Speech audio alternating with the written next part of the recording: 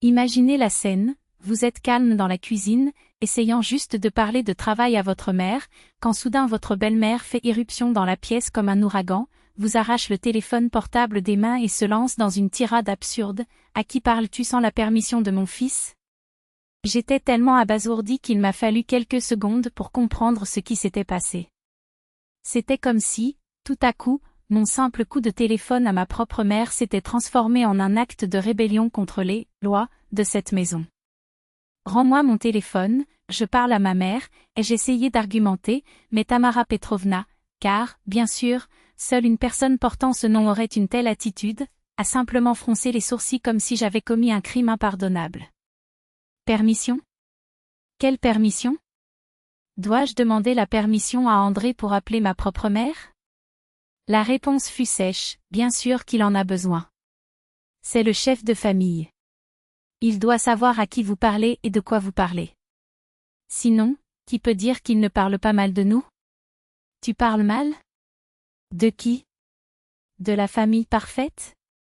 Et que pourrais-je dire de mal? Ai-je demandé, plus par curiosité que par défense. N'importe quoi. Des choses qui ne regardent pas ta mère, a-t-elle lancé, comme si ma relation avec la femme qui m'a élevée était une menace pour leur clan sacré.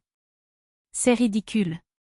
Mes liaisons avec ma mère sont personnelles, ai-je essayé d'expliquer, mais pour Tamara Petrovna, il n'y avait pas de place pour l'intimité. Personnel? Rien n'est personnel quand il s'agit de famille. Vous pourriez divulguer des secrets, parler de choses que vous ne devriez pas. Quel secret? À propos de quoi? Le dîner d'hier? La facture d'électricité? La vie monotone d'un mariage ou même un appel à sa mère devient un motif d'interrogatoire? C'est alors qu'André arriva, attiré par le bruit, et la farce gagna un nouvel acteur. Ce qui se passe? A-t-il demandé, avec le visage laid de quelqu'un qui ressent la désobéissance. Votre femme parlait à quelqu'un sans autorisation, a rapporté la belle-mère en lui tendant son téléphone portable comme preuve du crime. À qui parlais-tu? Demanda André en croisant les bras. Avec ma mère, répondis-je, sentant déjà le poids de tout cela. Et pourquoi tu ne me l'as pas dit, a-t-il répondu, comme si j'avais besoin d'un permis pour rester en contact avec ma famille. Prévenir quoi? Que tu allais appeler ma mère? Oui. J'ai besoin de savoir à qui tu parles et de quoi il parle. Je suis le chef de cette famille. Chef. Ce mot a sonné comme une sonnette d'alarme. Patron de quoi, exactement? De ma vie? De mes conversations? De mes affections? André, je n'ai pas besoin de ta permission pour parler à ma mère. Je ne parle pas en mal de toi, je ne trahis personne. Je parle juste à la femme qui m'a élevé. Mais pour eux, même cela constituait une menace. Comment en sommes-nous sûrs, a insisté Tamara Petrovna, toujours prête à semer la méfiance. Si ce n'est pas grave, pourquoi le cacher? Je ne cache rien. Je vis ma vie. La discussion s'est intensifiée. André, bien sûr, a pris le parti de sa mère. À partir de maintenant, si tu veux appeler quelqu'un, fais-le-moi d'abord savoir. Et ensuite dis-moi ce qui a été dit. C'est absurde, protestai-je. Ce n'est pas absurde, c'est du respect, rétorque-t-il, comme si contrôle était synonyme de considération. Et si je refuse? Tu ne refuseras pas. Ou bien? Le téléphone portable a été confisqué. Quand j'apprendrai à demander la permission, je la rendrai. Oui, j'ai appris.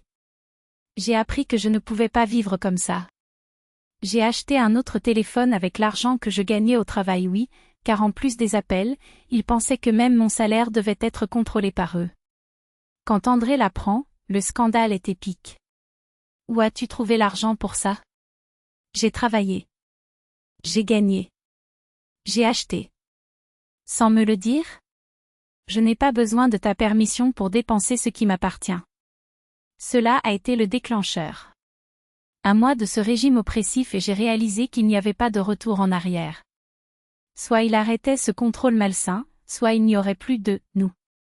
André, soit tu respectes mon droit de parler à ma famille sans interrogatoire, soit on en termine ici. La réaction était prévisible, vous exagérez au téléphone. Non, ce n'était pas par téléphone. C'était pour la liberté. Pour la dignité. Pour le droit fondamental de ne pas avoir à rendre compte de chaque mot prononcé à ma propre mère. Tamara Petrovna, bien sûr, m'a qualifié d'ingrat. Il a détruit sa famille à cause d'un coup de téléphone. Non, je l'ai détruit à cause d'une arrestation déguisée en mariage. Parce que quand une belle-mère vous arrache votre téléphone portable des mains et qu'un mari exige des rapports sur vos conversations, ce n'est pas de l'amour, ce n'est pas de l'inquiétude. C'est l'isolement. C'est la possession. C'est une tentative d'effacer votre identité, vos liens, votre voix.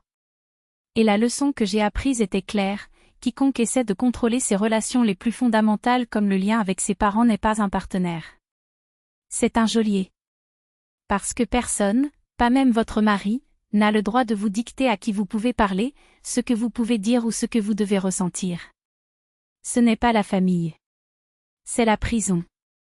Et certaines barres, aussi invisibles soient-elles, doivent être brisées.